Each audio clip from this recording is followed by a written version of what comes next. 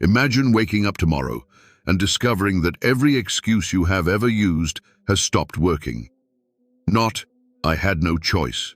Not, "That's just who I am." Not, "My parents made me this way." Or, "Society left me no options." Or, "I was only following orders."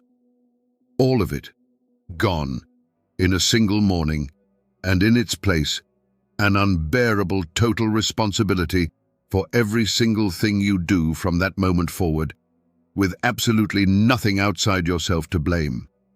Most people imagine that would feel like liberation. A French philosopher, writing in the smoke-filled cafes of a city that had just survived Nazi occupation, argued the exact opposite. He said that discovering this kind of freedom doesn't feel like liberation at all. It feels like a sentence being read out in a courtroom. He put it in 5 words that have unsettled readers for nearly 80 years. Man is condemned to be free. Condemned, not blessed, not gifted. Condemned, the language of a prisoner, not a winner of some existential lottery. Why would the freedom to become anyone you want feel, to this man, like a punishment? Stay with me, because by the end of this, you may never think about the word freedom the same way again. To understand why Jean-Paul Sartre chose that word, you have to understand the world he was writing from. He delivered the lecture that made this idea famous, later published as Existentialism is a Humanism, in Paris in October 1945, barely a year after the city had been liberated from 4 years of German occupation. This was not an abstract philosophical thought experiment for the people in that room. Many of them had spent the war deciding, in very concrete and often life or death terms, what kind of person they were going to be, whether to collaborate, whether to resist, whether to look away. Sartre himself had been a prisoner of war and later worked with the French resistance. He had watched ordinary people, stripped of every comforting social role, soldier, citizen, employee, respectable neighbor, discover that underneath all of it, there was only a naked, terrifying act of choosing, over and over again, minute by minute, who they were going to be. Sartre's core philosophical claim, developed in his dense 1943 masterwork, Being and Nothingness, and made accessible 2 years later in that famous lecture, can be boiled down to a single, deceptively simple sentence.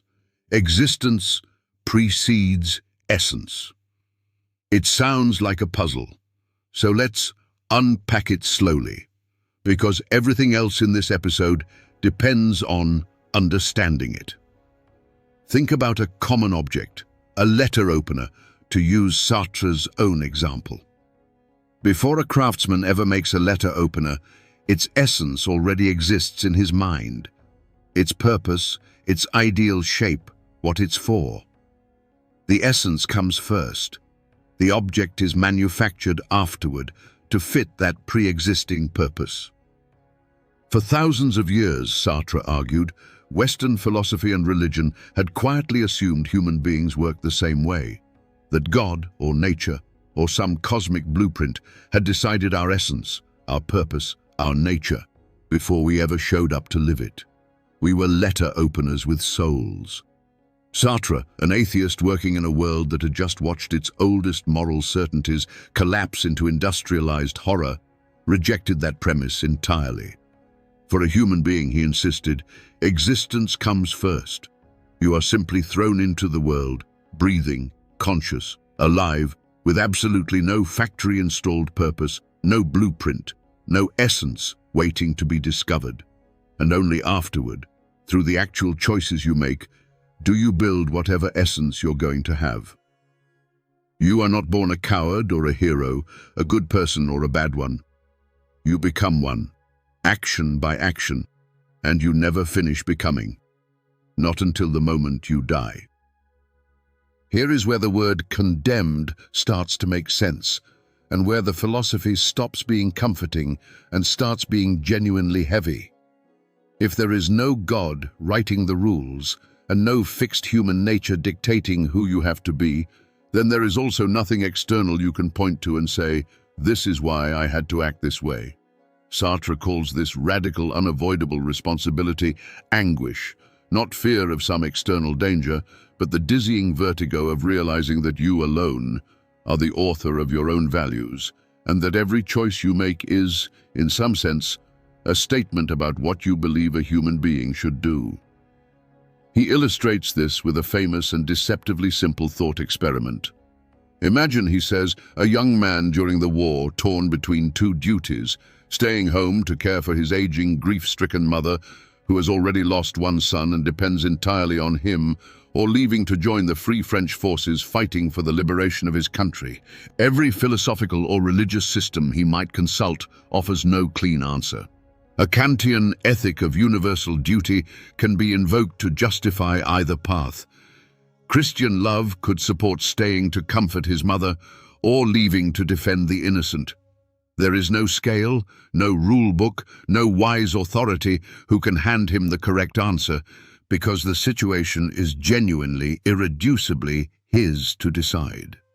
Whatever he chooses, Sartre argues, he isn't discovering a pre-existing right answer. He is inventing one, and in doing so, declaring to himself, and in Sartre's framework, implicitly to all of humanity, what he believes matters most. This is the part that should genuinely unsettle you. Sartre insists that when you choose for yourself, you are simultaneously choosing an image of what a human being ought to be. If you lie, you are declaring, in effect, that lying is acceptable for humanity in general. There is no private morality that doesn't ripple outward into a statement about how anyone in your position should act. Freedom, in this framework, was never a private luxury. It was a public, inescapable responsibility, carried entirely alone. If all of this sounds too abstract, Sartre gives us one of the most famous images in 20th century philosophy to make it concrete: a waiter in a Parisian cafe.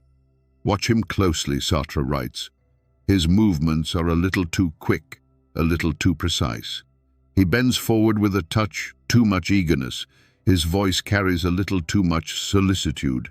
He is playing at being a waiter the way an actor plays a role, performing the essence of waiter as though it were a fixed identity welded onto him, rather than a role he is choosing moment by moment to inhabit.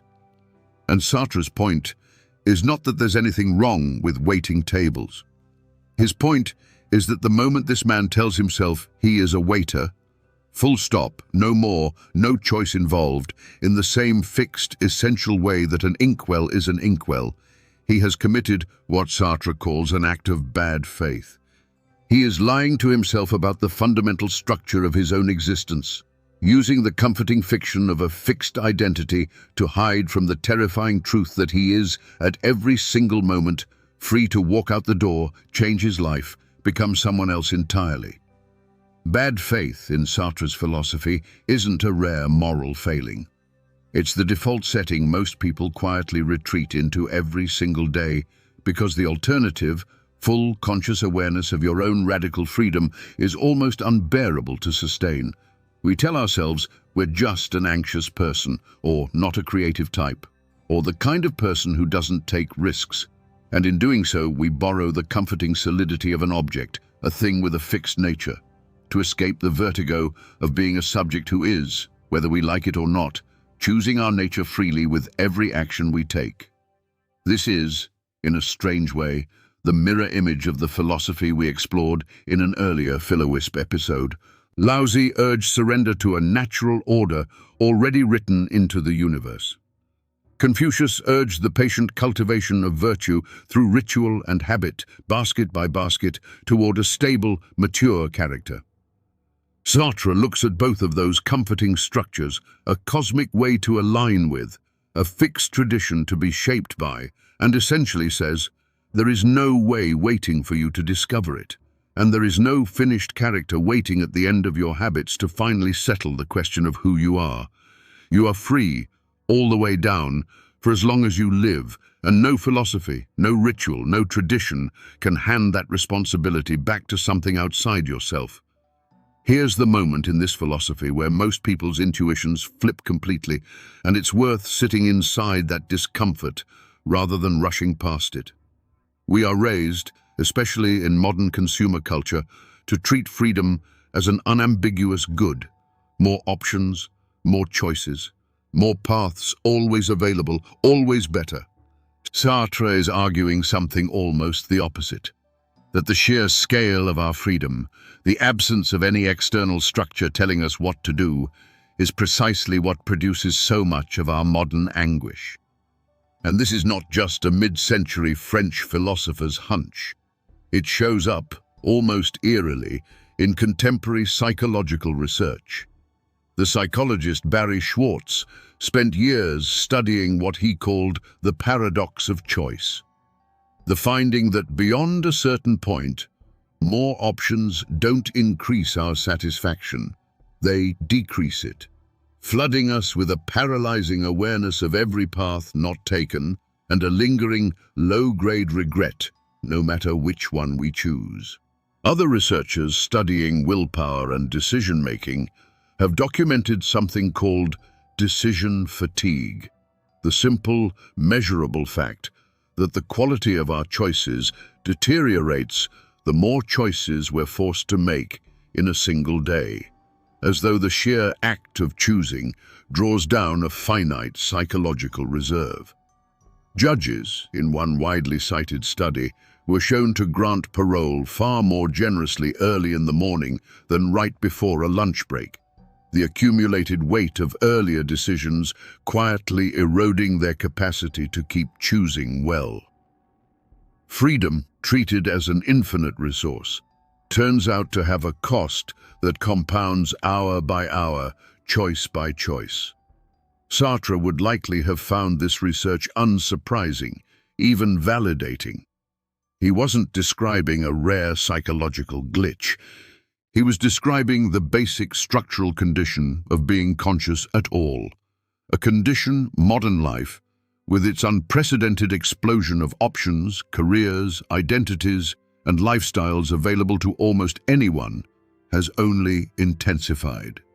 We have built, entirely by accident, a civilization that maximizes exactly the kind of freedom Sartre warned us feels less like a gift and more like standing permanently and alone at the edge of a decision with no railing. This is where Sartre's philosophy stopped being confined to smoky Parisian cafes and quietly slipped into psychotherapy decades later through a psychiatrist named Irvin Yalom.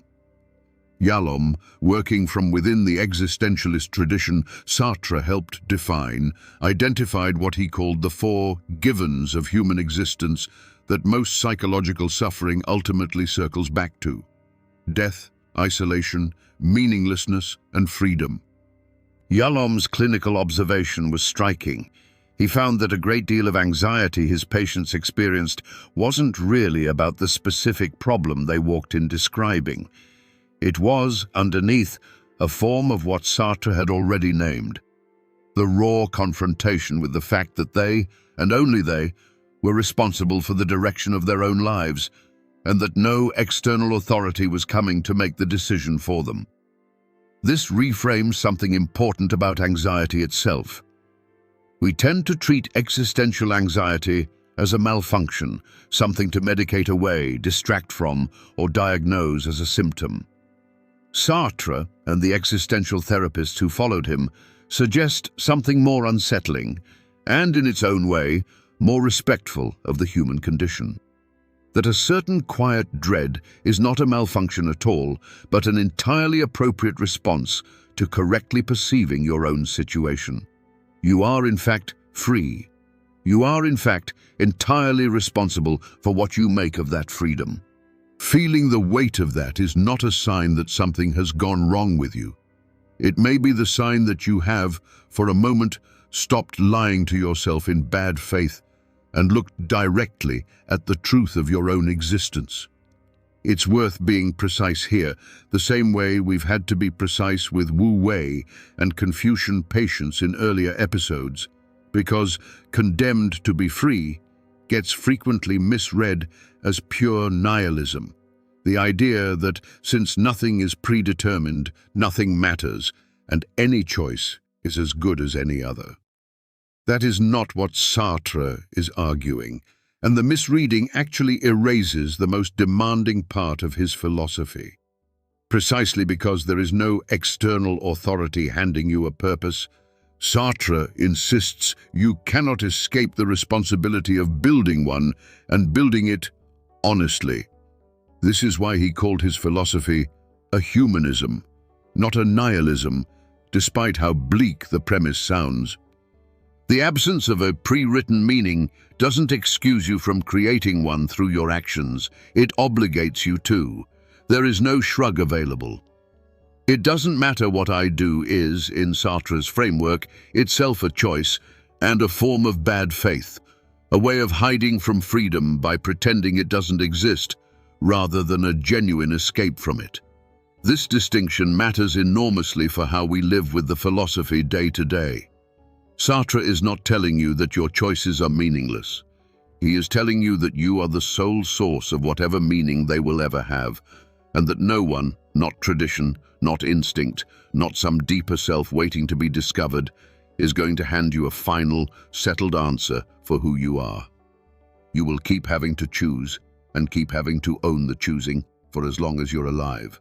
So we return to that strange, deliberately uncomfortable word Sartre chose, standing in a liberated Paris, still counting its wounds. Condemned. Not because freedom is worthless, or because Sartre secretly wished we didn't have it.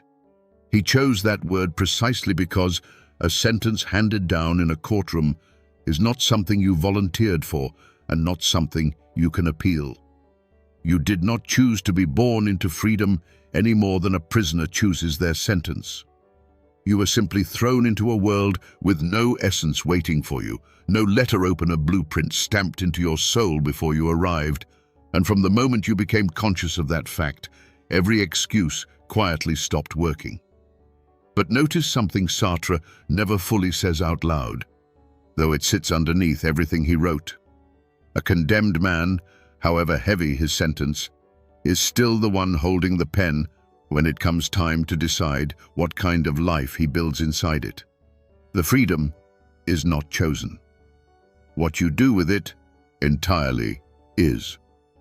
So here's the question I'd like you to sit with and maybe answer honestly in the comments below. What is the excuse you've been quietly leaning on? That's just who I am. I had no other option. This is how I was raised. And what would it feel like just for one day to set that excuse down and own the choice underneath it completely?